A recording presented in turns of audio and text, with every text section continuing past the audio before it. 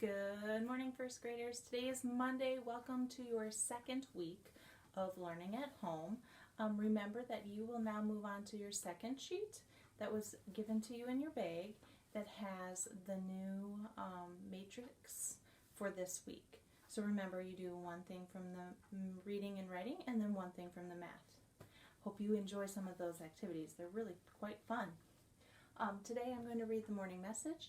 Then we'll go over our weather and our days of the week and our money, and then read a story. All right, boys and girls, let's look over here. Good morning, first graders. Today is Monday, April 6, 2020. You will start week 2 for your matrix. Have a marvelous Monday. Love, Mrs. Rochat.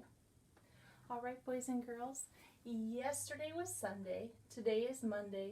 Tomorrow will be Tuesday. I hope you had a really awesome weekend. Today the weatherman says that it's going to be a cloudy day, about 64 degrees. Let's hope it stays warm and we can have some outdoor time. All right, let's sing our money song. A penny is 1, a nickel is 5, a dime is 10, and a quarter's 25. Okay, if we had 2 quarters, 3 dimes, 2 nickels, and 4 pennies, how much money would we have? Let's count. 25, 50, 60, 70, 80, 85, 90, 91, 92, 93, 94. All right, boys and girls, I miss you so much. Hope you have a great Monday. Enjoy the story. Welcome to Storytime with Mrs. Rochat. Today we're reading Jon Jones and the Big Bones. Enjoy our story. Boys and girls, today you're going to read with me Jon Jones and the Big Bones. This story was written by Judy Shatner. I hope you enjoy it.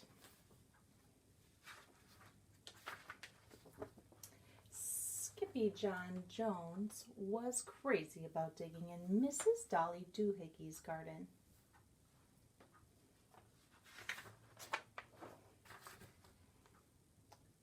Because that's where Mrs. Dolly Doohickeys' dog Darwin buried all of his bones, and nobody messed with Darwin. 2 yards away, Mama Junebug Jones was hanging wash when her kitty boy blew through the sheets like a muddy wind. "Hey, Pickle Pants," hollered Mama. "Don't run with your mouth full." But Pickle Pants had only one thing on his mind. Something about that bone, I think. Dinosaurs. Oh, my prediction was wrong. It's okay. "I'm going to be a famous paleontologist," whispered Jon Jones, arriving at his broom. Then he popped a pickle in his mouth. He slapped some glue all over his newfound bone and stuck it onto his model. "And you are my Skiposaurus," he added out loud.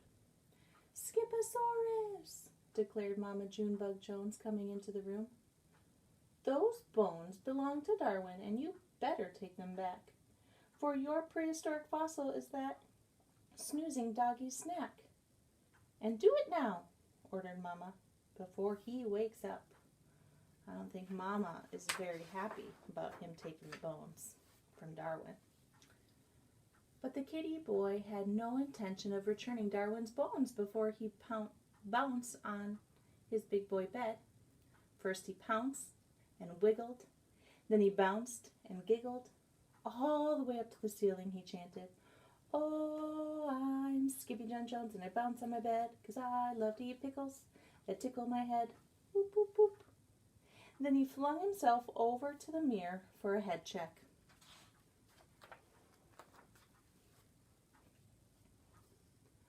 "Holy hairballs!" exclaimed Jon Jones, pulling out his tape measure. "That's one huge cabeza." Cabeza means head in Spanish, and you can see that's what he thinks he looks like. Then, using his very best Spanish accent, he added, "My ears are too big for my head, and my head won't fit into my bed. I know I'm not a Siamese cat, I'm a Chihuahua." And quicker than you can say chunky chihuahuas and cream, the kitty boy picked up his cape and pulled on his mask. Then he began to sing in a muy soft voice. Oh, my name is Capito Frisquito, clap, clap. And I hunt for the Dinosaurito with gigantic ears that's been buried for years under layers of sedimento. He likes to sing. Do you? I like to sing. At the same time, the kitty boy's sisters Jujubee, Jezebel, and Jujubee Jones were in Miss Doohickeys' yard watching Darwin sleep.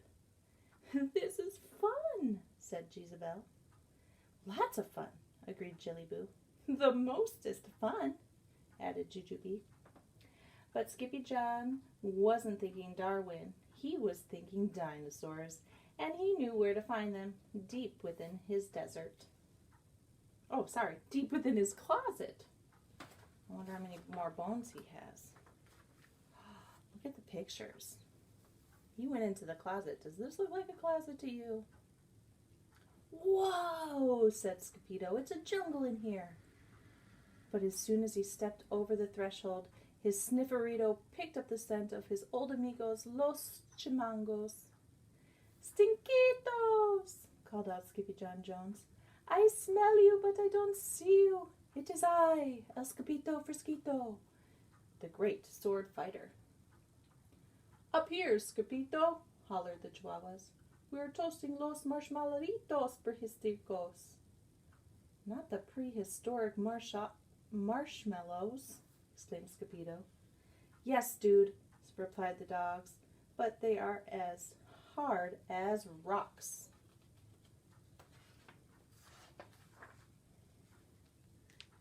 That's because they are fossils, said Capito.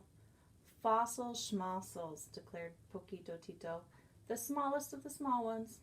We want to see los dinosaurs with our own ojos.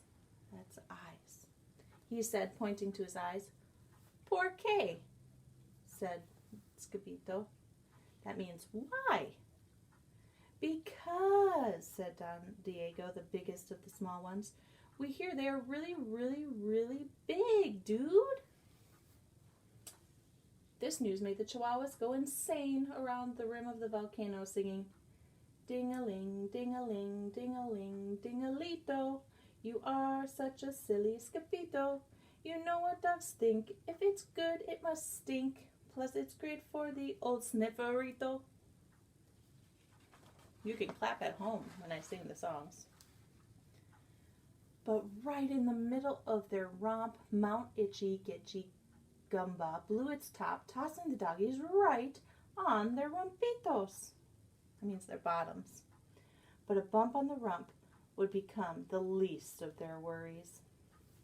Because, boom, boom, boom, boom, boom, boom, boom, the earth began to tremble and shake. Carmito, shouted Tito, panic-stricken. It's not an earthquake-ito, is it? Said Capito, peeking through the bushes. It's a T-Mex Tito. Uh-oh, do you think that's like a T-Rex?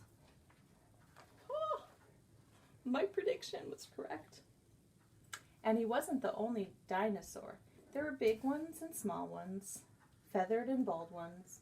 Some were spiky and frilled, with a look that could kill. And they were all doing their very same thing. They were dancing.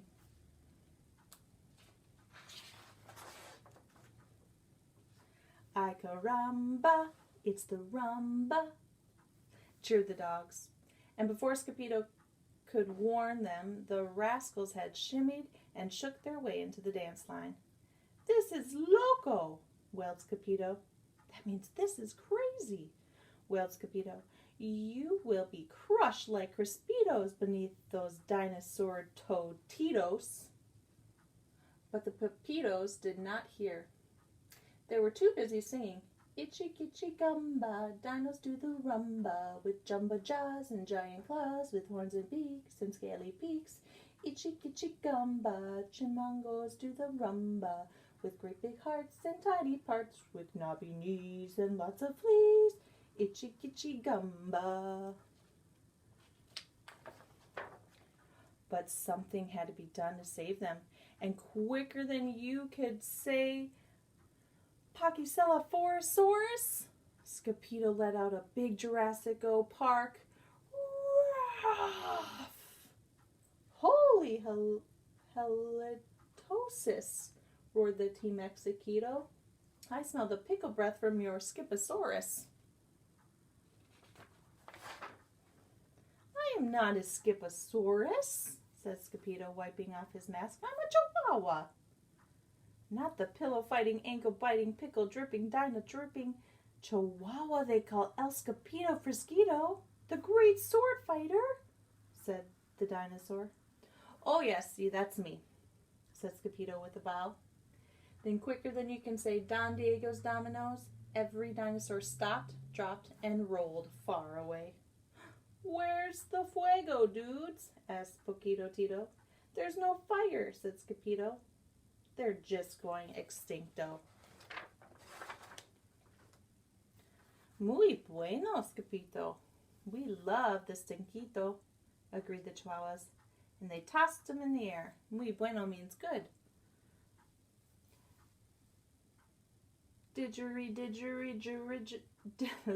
Hold on, let me try that again. Didgeridoo. We learned something new from Capito. He scares them to death with his old pickled breath, and that's how we get fosilitos. Then all of a sudden, boom, boom, boom, boom, boom. The earth began to tremble and shake. Every head popped and sniffed. Dinosaurs? Whispered the perritos. No, said Capito. They are extinto. Sí. Yes, said the Chihuahuas. Es muy stinquito. It's very smelly. But it wasn't the dinosaurs that they smelled. Any predictions? What do you think? Who do you think they would smell? Or what? It was Darwin, and he was knock, knock, knocking on Skippy's closet door. Then click, the door opened, and out tumbled the kitty boy on an avalanche of old dog bones. And the next thing he knew, the kitty boy was waking up on the couch.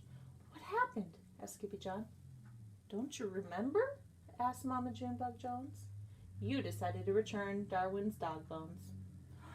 All of them? Asked Skippy. That's right, Dumpling, said Mama proudly. He gave them all back. That very same night, the kitty boy found Mr. Perfect still sitting in the corners, all covered in bones. My Skiposaurus, he whispered. Then he dragged the cat over to his big boy bed for a good night bounce. Oh, I'm Skippy Jon Jones, and I'm not a dog fighter, but I still have some bones 'cause I'm a decider. Then he decided to go to sleep. I hope you loved that story. Skippy Jon Jones is pretty funny, and he writes a lot of books. The author writes a lot of books about him and going on lots of different adventures. Well, boys and girls, I hope you have a great week, and I will see you tomorrow. Bye.